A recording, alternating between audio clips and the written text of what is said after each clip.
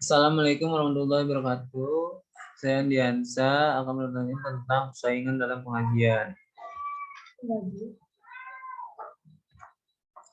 Daya saing eksternal. Menurut Georgi Mikovic, Jerry Neumann, and Barry Gerhard dalam bukunya menyebutkan bahwa daya saing eksternal dalam praktik dapat dinyatakan sebagai satu, menetapkan tingkah upah di atas, di bawah, atau sama dengan pesaing. 2. Menentukan gaji dengan mempertimbangkan pesaing. Daya saing eksternal mengacu pada hubungan upah di antara organisasi. Upah organisasi relatif terhadap para pesaingnya.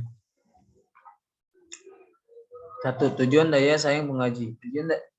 Tujuan dari daya saing pengaji adalah untuk memiliki orang yang tepat dalam pekerjaan yang tepat dengan gaji yang sesuai, maka akan mendapatkan karyawan yang memiliki talenta terbaik di pasar yang kompetitif dan melakukan dengan benar. Untuk mendapatkan karyawan yang berkualitas, salah satunya dapat dilakukan dengan menawarkan gaji yang kompetitif.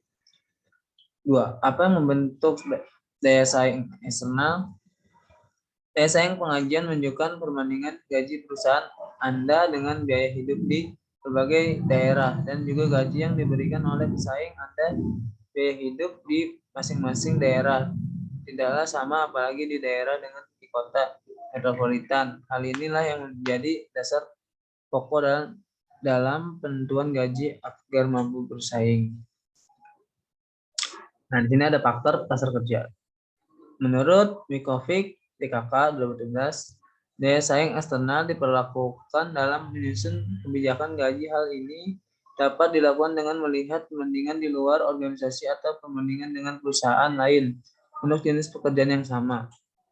Keuntungan yang dapat kita ambil dari perbedaan. 1. Menetapkan tingkat gaji di atas, di bawah, atau sama dengan para pesaing. 2. Dengan mempertimbangkan campuran bentuk gaji konservatif dengan masing-masing.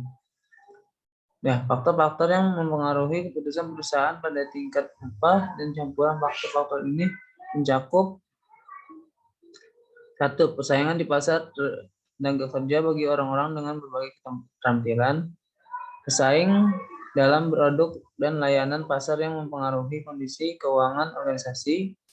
Karakteristik unik untuk setiap organisasi dan mempekerjakan sama seperti strategi bisnis, teknologi, dan pendidikan dan pengalaman tenaga kerja. Pasar tenaga kerja. Menurut Bitar 2019, pasar tenaga kerja dapat diartikan sebagai suatu pasar yang mempertemukan penjual dan pembeli tenaga kerja. Sebagai penjual tenaga kerja di dalam pasar ini ialah para pencari kerja, pemilik tenaga kerja, sedangkan sebagai pembelinya yaitu orang-orang lembaga yang memerlukan tenaga kerja. Pasar tenaga kerja diselenggarakan dengan maksud untuk mengkoordinasi pertemuan antara para pencari kerja dan orang-orang atau lembaga-lembaga yang membutuhkan tenaga kerja. Faktor organisasi. 1. Industri, di mana satu organisasi bersaing mempengaruhi teknologi yang digunakan. 2. Ukuran perusahaan. Ada bukti konsistensi bahwa organisasi besar cenderung untuk membayar lebih daripada organisasi kecil. 3. Preferensi orang-orang. Apakah format asuransi kesehatan bonus atau pensiun atau rumah penginapan yang benar-benar dihargai oleh karyawan? Apakah format yang harus diubah atau disusun untuk meningkatkan atau menyediakan nilai mereka bagi karyawan? 4. Strategi organisasi. Berbagai strategi bauran dan tingkat gaji atau upah ada. Beberapa perusahaan mengadopsi suatu strategi low wage service. Mereka bersaing dengan memproduksi barang-barang dan jasa dengan total kompensasi yang serendah mungkin. Konsekuensi kebutuhan tingkat dan bauran gaji atau upah kebiasaan daya saing secara langsung mengaruhi 1. Efisiensi, keadilan, hingga pemenuhan syarat. Efisiensi pengajian. Menurut BKK menyatakan tentang teori efisiensi upah tinggi dapat meningkatkan efisiensi dan sebenarnya tenaga kerja yang lebih rendah jika mereka 1. Menarik pelamar berkualitas tinggi. 2. Perputaran tenaga kerja rendah. 3. Tingkatkan pencapaian kinerja. 4. Kurangi kelalaian atau main-main. Ini artinya bahwa semakin tinggi upah karyawan, semakin kecil kemungkinan bahwa seorang karyawan tidak mencari pekerjaan lain atau pindah ke pekerjaan lain. 5. Mengurangi kebutuhan untuk mengawasi karyawan supervisi.